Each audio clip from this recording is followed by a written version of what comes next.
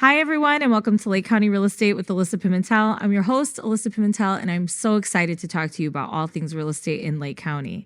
Today is our very first episode, and so today is learning a little bit about your host, me, and I'm so excited to tell you guys why you should be watching this channel, why me for this channel, a little history about me, a little history about Lake County with my story as well, and just what you're going to be learning, what you're going to be taking away from this specific podcast that your girl is doing. And there's a couple disclosures that I have to throw out on this specific podcast. It does relate to Lake County. So yes, even though I'm a licensed real estate agent, you have to keep in mind every real estate agent has a different license per each state. So what I say might not apply to a different state. If you're really curious about your specific state and how things work there, I can always connect you with a real estate agent in that area. But keep in mind, you guys, that this is specifically for Lake County, which I know in the back, like the back of my hand. I know Lake County because I've sold in Lake County and I've lived in Lake County. So you can still watch this podcast. We're not saying don't watch it, but what I'm saying is a good real estate agent will tell you where to go and how to find the information that you really need to find. And that might not be with me if you're out of state. Okay. So I got to put that disclosure out there, and always remember everybody's situation is different when it comes to real estate. There's no one size fits all, but I'm here to educate you guys and guide you guys and get you to where you want to be. So got to throw that disclosure out there.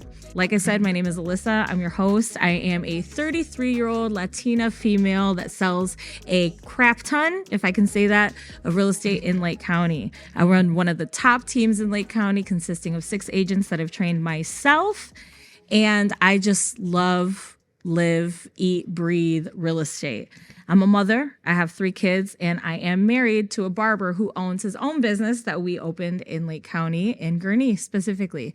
So today we're going to get into it a little bit deeper, each level. And you guys got to bear with me because I'm kind of new at this, but I know that I'm the best person for the job. You're going to absolutely love this channel. You're going to love what you learn here, and you're going to take so much away that you didn't even know was available in real estate or was a thing in real estate. And you're going to learn that here from me. So today we're going to talk a little bit about my story and once again, why I'm doing this podcast. So I am a 2nd generation real estate agent, meaning that my parent was a real estate agent. My dad specifically was a real estate agent in Lake County. He was one of the first Latino real estate agents, shout out Sam Chapa, in Lake County, and he sold so much real estate. My dad was a top producing realtor with RE/MAX, and his main office was in Waukegan.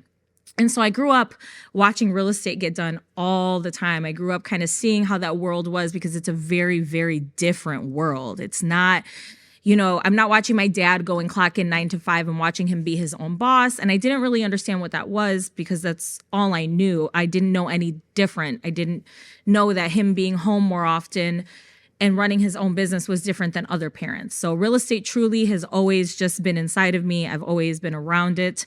And with that, as everyone knows, or if you've kind of heard, or if you're from my generation, if you're a millennial, the crash, right? So watching my dad be a real estate agent his whole life, and not his whole life since he was 30 and since I was 2, but my whole life watching him in 2009, we had what's called the market crash, the economy crash. So I think it was like one of the biggest market crashes since the Great Depression. I was 19 at the time, and that kind of threw me for a little whirlwind. We lost everything in the market crash. So I saw the beautiful world of real estate and everything that entails. And if you're in real estate, which this podcast is also for realtors, it's not just for people who want to buy or sell in Lake County. This is also for real estate agents as well, for maybe some online mentorship or learning a little bit about this world, because it is a completely different world. So back to 2009. In 2009, the market crashed. We went from being upper middle class to essentially just like losing everything in 2009. And I never wanted to be a real estate agent. My dad didn't always tell me I was going to be one. But now I was 19, I wasn't going to college, and I just decided to start waitressing and living life. And so I ended up getting married. I ended up having my first child. And then I realized that I need to do better. I need to make more money. What do I know? What am I comfortable with? What do I know? What business, what trade do I know what it takes to be successful in? So in 2017, I decided to go get my real estate license. Mind you, at this time, my dad had stopped selling real estate. He had to go get a 9-to-5. The market was really hard for a lot of agents to learn or to succeed, not even to learn, but to succeed in. It was changing. There was foreclosures. There was pre-foreclosures. Jobs were being lost. Businesses were closing. So dad wasn't selling real estate for, at this point, almost 7 years. And so he decided to work. Everyone went back to work. That real estate industry kind of died. And it's nice for someone my age to kind of know a little bit about that, because most of the realtors that you're going to talk to that live through that are a lot older. So with me, you're getting a little bit of old school real estate, even though I'm still pretty young. But we lost everything. I told myself I wasn't going to do real estate. But then when it came down to it, I decided to go ahead and go for my real estate license in 2017. Already as a mom, trying to figure things out. I didn't really have a degree. I didn't really know what I was doing. So I just said, well, I'll just try to do what I think I already know. So I became licensed, and within a month I did my first transaction, and then I quit because it was really, really, really hard. It was a lot harder than what I thought I saw my dad do. And so I quit and I went back to waitressing. In 2019, I felt that call again in my spirit to go get relicensed, redo my licensing and my testing and reinstate it with the state, because I knew something bigger was coming. So I decided to do that. I got relicensed and I went with a brokerage. And that first year I sold over 100 houses. I knew that I needed to apply the work because I had failed the first time, and now I was going to do it again, and I was really not going to give myself the opportunity to accept failure. I would fail, but I wouldn't accept it. So that first year I did really well. I hit the 100% club with Remax, which is who I was with. And I thought, okay, I can do this, and I'm learning as I'm going along. Then the next year, I got even busier because COVID hit. So I was selling real estate during COVID when everything was going on there. So all this experience that I'm getting through my life, and now sitting here in front of you guys as a team lead of a 6-agent team that I have, that's one of the top teams in Lake County, and being able to train them and have a passion for teaching, sitting from all of that to this and now talking to you guys, I'm just so excited. I'm just so excited to be able to give you everything that I've learned in my life, specifically in Lake County, living, eating, and breathing real estate, and give it to you so that you can know how this works from somebody who has been through it. Every change, every market fluctuation, everything, even if that's teaching you how to be a real estate agent or what real estate life is like, you're going to get that all from me because I've been around it my entire life. So that's just a little bit about me as your host and why you should be watching this. Your girl sells. I know about the industry. I know about the lifestyle. I know about the market mostly. And I can't wait for you to learn what you're going to learn here. It's so much, starting with first-time home buyers programs, what that's like. What I've noticed now these days in today's economy, today's world, everybody's finding things on YouTube and Facebook and Instagram and TikTok. And especially when it comes to home buying, which is such a need for so many people, everyone's being misinformed from these platforms. They're not getting good information.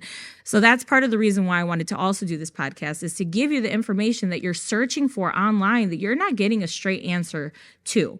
So here you're going to learn all about that. Home inspections. What is that? Earnest money. What is that? What is the process of buying a house? What do I need to do in order to buy a house? All cash versus FHA versus conventional. What kind of house should I buy? Should I buy a house now? Like, what's going to happen in the market? What's currently happening? I'm going to cover all of that. So you are just going to have a deep dive into my world and the world of real estate. And I'm really, really excited.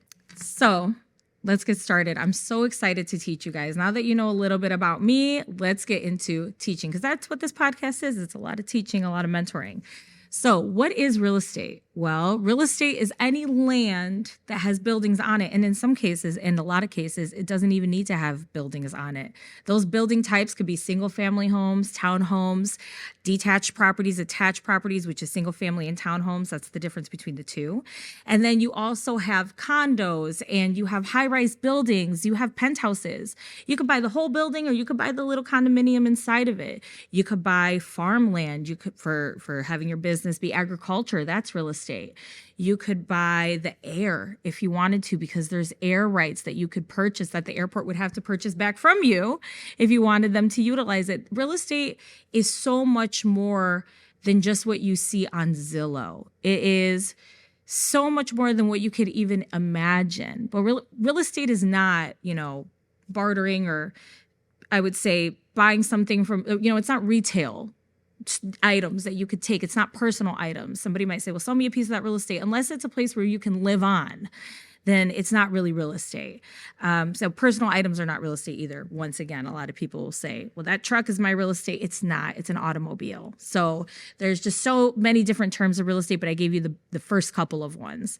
And as a real estate agent, I can sell any of those items. We can also do separate bill of sales for your personal items when we're selling your real estate as well. But we're not salespeople that just sell, I'm not going to just sell you this laptop. That's not what my real estate license is for. I went and got licensed and carry a license with the state of Illinois to be able to sell you those buildings, that land, those air rights, that farmland, that farmhouse, the barn that's there. That's what a real estate agent does. Another thing that a real estate agent does, and I feel like we should talk about, because you're probably like, why would I even need a real estate agent to buy my real estate? A real estate agent is educated for you. We're here to mentor you. We're here to guide you. We're here to tell you the things that we've learned in order to obtain this license. And yes, you should absolutely use a licensed real estate agent when you're either buying or selling real estate.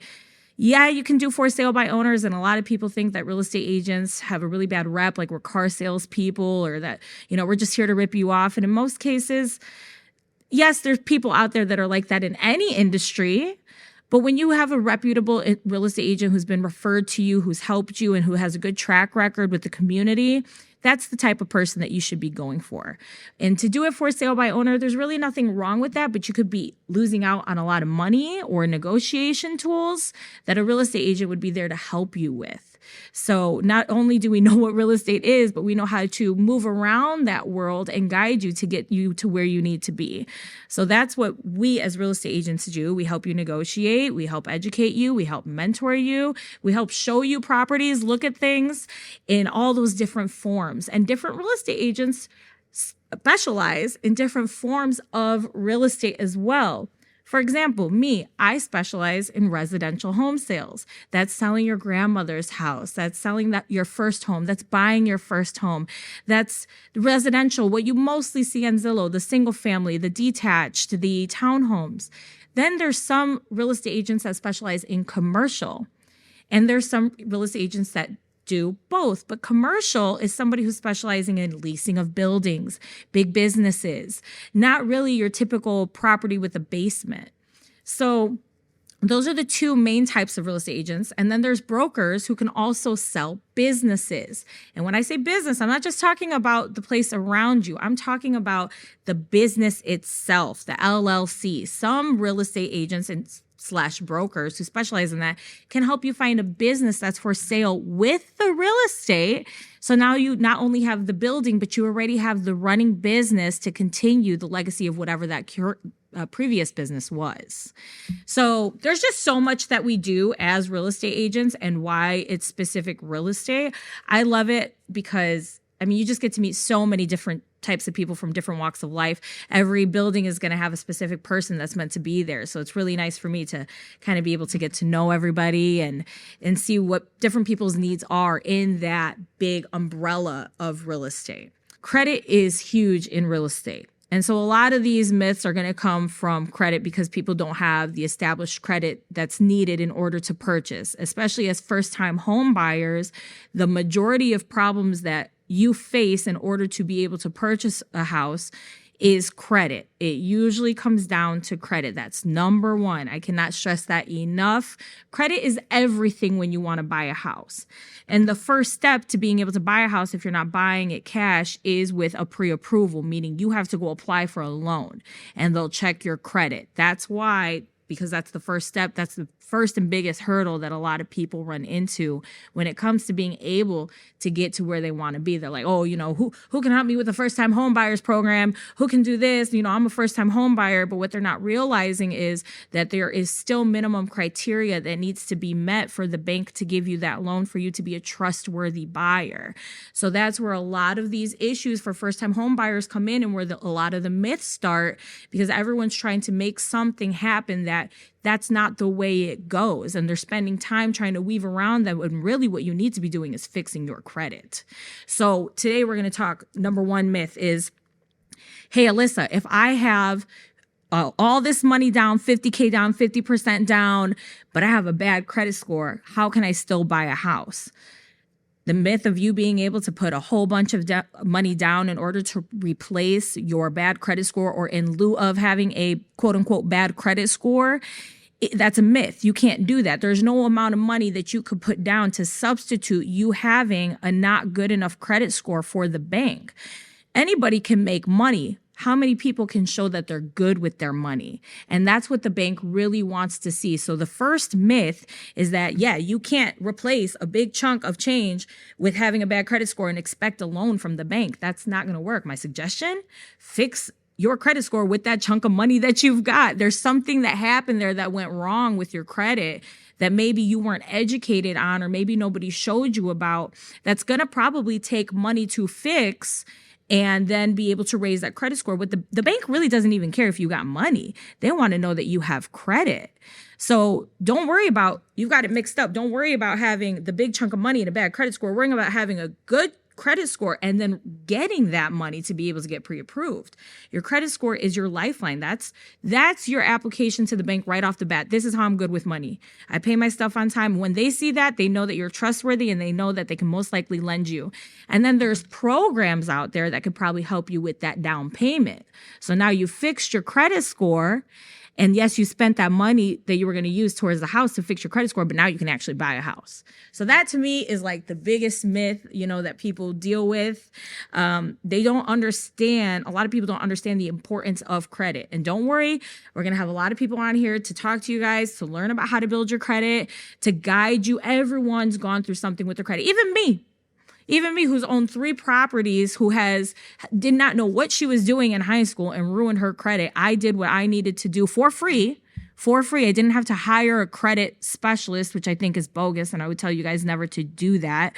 I didn't have to consolidate anything. I just had to get the education from a mortgage lender to tell me what I needed to do to fix my credit. And now I'm standing at almost an 800 credit score. And it took time, but I did what I needed to do. And I didn't listen to anybody other than the experts in order to do that. And we're going to have experts on this show to tell you guys how to do that, because the channel is to help you be able to learn how to buy a house in Lake County where most people are renting. I want you guys to be homeowners. I want you guys to understand that it is possible and that we specialize in helping you get there. That's super important for me and something I'm really passionate about teaching everybody, which is why I believe my business has been so successful, because we've been able to teach you what the school did not teach you, what your family and friends did not teach you. And if you've had parents who've always rented, what they didn't know. So I'm really, really passionate about debunking these myths, because you probably didn't know that. And now you're going to know that. Now you're going to say, well, who do I need to talk to fix my credit? Well, you could always hit us up and we can direct you to where you need to be. I don't fix credit. I'm just this girl. I'm just here to help you understand what it takes and then to connect you to where you need to be. So that's myth number 1. Myth number 2 is going to be that you need 20% down. Another huge myth. That's something that a lot of people are like, Alyssa, I'm just saving at this point. I'm just saving. And while they're saving, guess what's happening? The home prices are rising. So you're always going to be in this never-ending cycle of saving money if you don't need the 20%. Does the 20% put you in a way better mortgage position? It does not.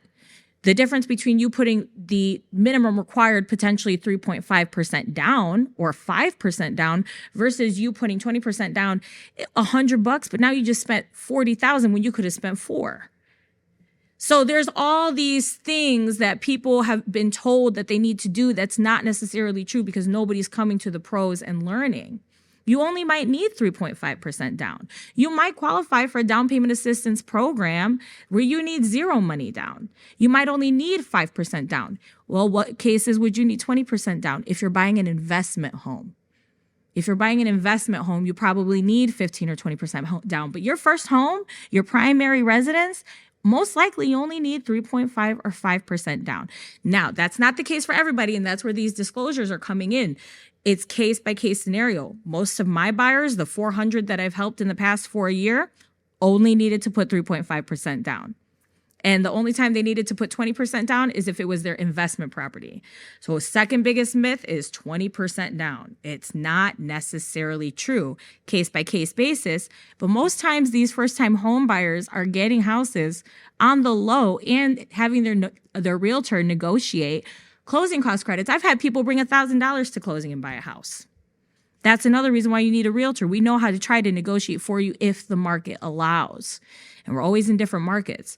But please get the thought of, I need to keep saving and driving yourself insane saving and passing up potential opportunities for you when you have the minimum of 3% or 3.5% to go out and start shopping. But you can't do that if you don't have a good credit score. You got to have a decent credit score. And every bank is different. Some require a minimum of 580 if you have no debt. Some require a minimum of 620, and some require a minimum of 640. The other myth talking about credit scores, number 3, is Credit Karma. We hate Credit Karma when it comes to real estate. I have to tell you guys, listen, zoom in, okay? We cannot use a Credit Karma score. If you're like, man, let me go check my score. Alyssa's got me tweaking about scores. Don't go to Credit Karma and do it. Get out of there right now. If you're in there right now, get out of Credit Karma. You don't want to use Credit Karma. That is not who the banks use to get what your credit score is. Credit Karma it's a program that they use to try to get you to buy their credit cards. It could be a really close estimate. I've had some people who check their Credit Karma, it says 579, and when the mortgage lender, which is the person that you get the loan from the bank, checks it, it's 779. They were ready a long time ago, but they're over here trying to build their credit more and more because they were checking Credit Karma. I've had some people who are at a 800 on Credit Karma, and when we pull it, it's a 640.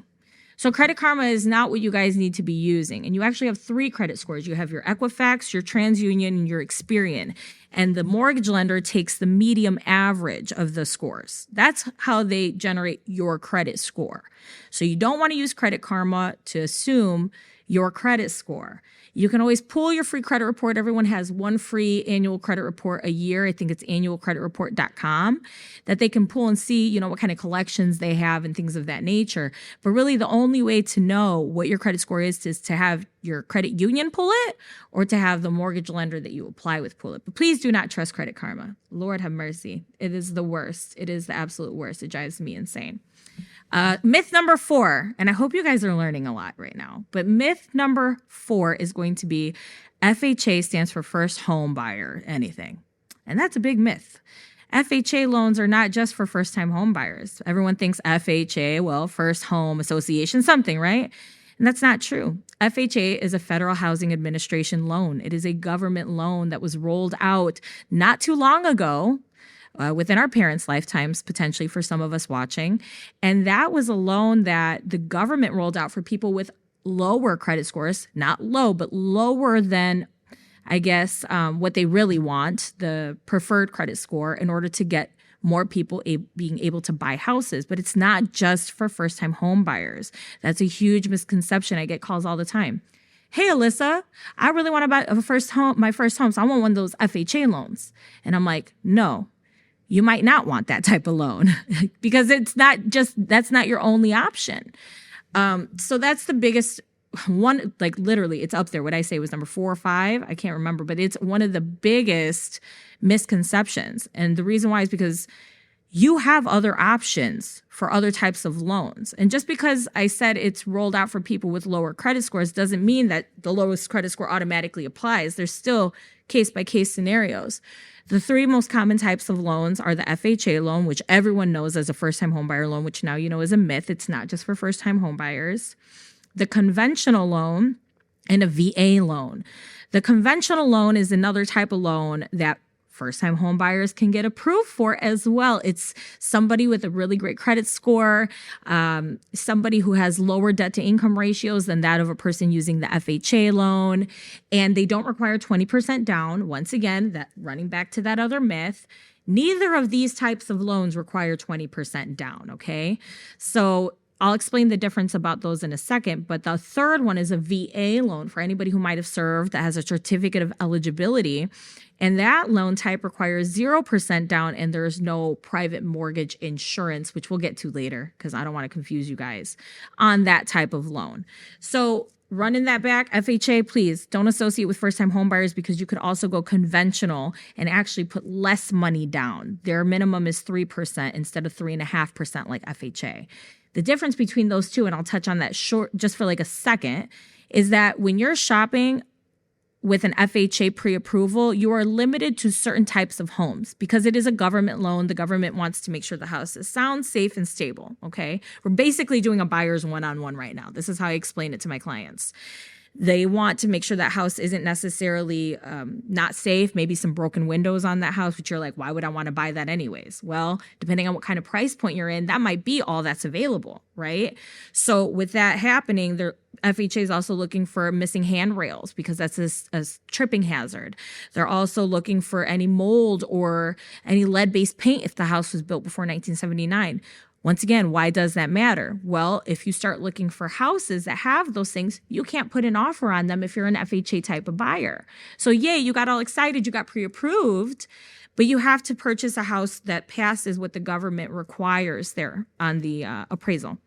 Conventional, because it's for somebody with a little bit of a higher credit score, it's kind of seen as closest to cash as you can get for a loan type. And there you have a bigger pot to pick with of houses because they're not going to be that conventional loan is not going to be as strict about what they're looking for in a house for you as FHA would. And you'd be like, well, why are they telling me how I can spend my money, what kind of house I can buy or what kind of house I can't buy? It comes down to your credit. That's what's going to depend on what kind of loan you can get in your debt to income ratios. It is what it is. One's a government program. They want to make sure that you don't come back and sue them, the government, for letting you buy a faulty house. So that's the difference. So conventional is a great loan. FHA is a great loan. That's the difference between the two. And they can both, either one of them, be for first-time home buyers, depending on what type of credit score you have and what your situation looks like. The last myth I'm going to talk about today is not really a myth, but a tendency. And that's people who try to look for a house before deciding to get pre-approved. It's kind of a backwards things to do. So everyone says, well, I'm going to find the house first and then I'm going to go and get pre-approved. And that's a myth because people have been told that that's something that's okay. And it's not true, right? So you want to make sure that you know what you're working with on your pre-approval. People say, well, I went online and I put in that I make this much. And it told me that I could afford this house because this house on the monthly payments is $1,600 and I make $5,000 a month. That's not the same way that the lender looks at it when you're going to get a pre-approval from the bank. They're looking at all your debt that you have. You have a $600 car payment. Well, that's $600 less that you can pay on a mortgage, right? So we never want to think that we know our own finances and then decide that that's our budget and start looking at houses and then decide, oh, I'm going to go get pre-approved because there's a couple things that can happen. By the time you go and apply with the lender who most likely needs a day, the house could have been snatched off the market by somebody who was already prepared.